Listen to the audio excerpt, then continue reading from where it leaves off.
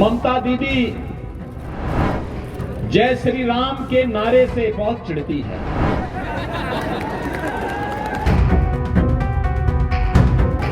और जब मैं यहां पे आया तो मेरा अभिवादन जय श्री राम कहकर के सभी लोगों ने किया।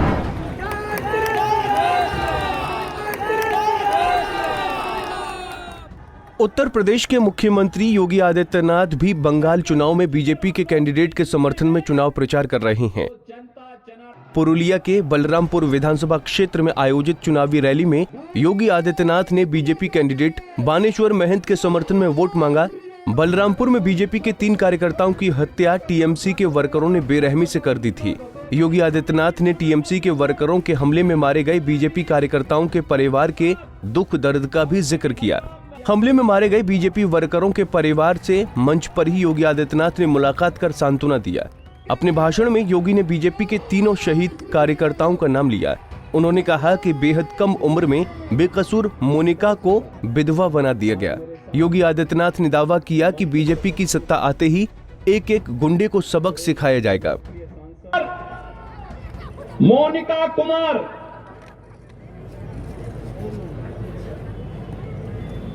हरिराम महतो और कमीली टुडू, ये तीनों भारतीय जनता पार्टी के उन कार्यकर्ताओं के परिवार से हैं जो लोग शहीद हुए हैं। यहां की अराजकता के खिलाफ लड़ते लड़ते जिन्होंने शहादत पाई है, भारतीय जनता पार्टी के उन कार्यकर्ताओं के परिवारों से हैं। आप देख रहे होंगे मोनिका कुमार क्या उम्र है, इस उम्र में उसे विधवा बना दिया गया। ये टीएमसी के गुंडे एक कानून को नहीं मानते। और याद करना 2 मई के बाद जब भारतीय जनता पार्टी की सरकार आएगी, जिन गुंडों को चुन चुन करके सजा दिलवाई जाएगी। वहीं चुनावी सभा में योगी आदित्यनाथ ने दावा किया कि इस चुनाव में पश्चिम बंगाल से टीएमसी की सरकार की विदाई हो जाएगी। लेकिन ये पीड़ा ज्यादा दिन तक अब नहीं रहने वाली है।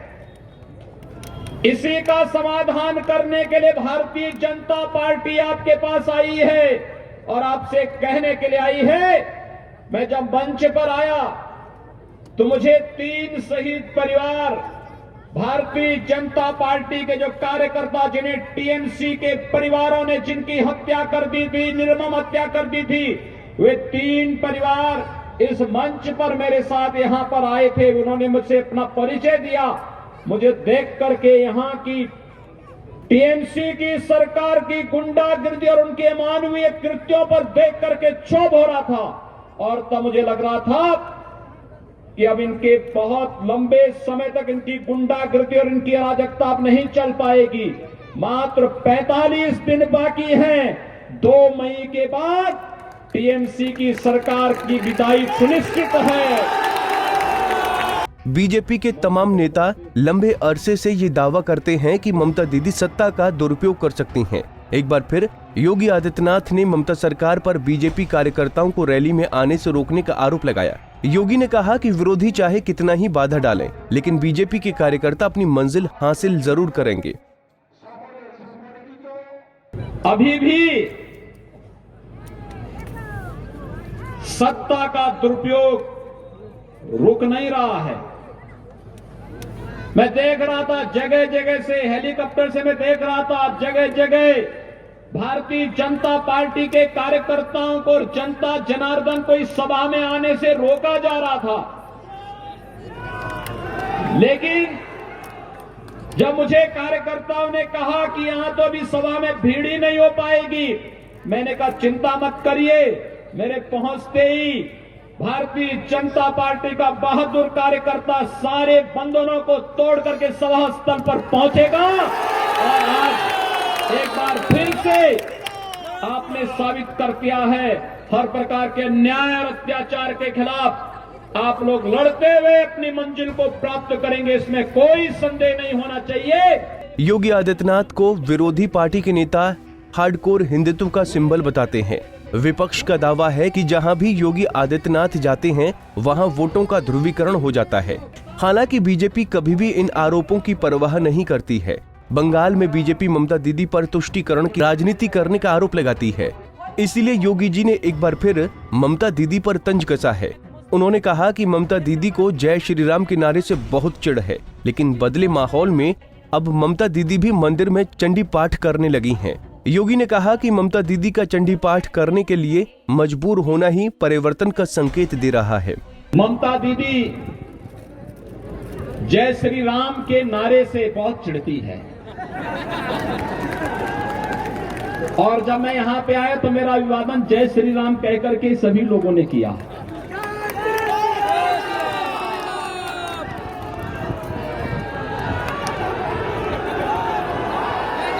मुझे आश्चर्य होता है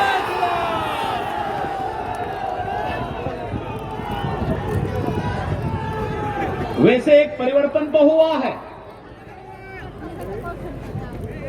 2014 के पहले इस देश के अंदर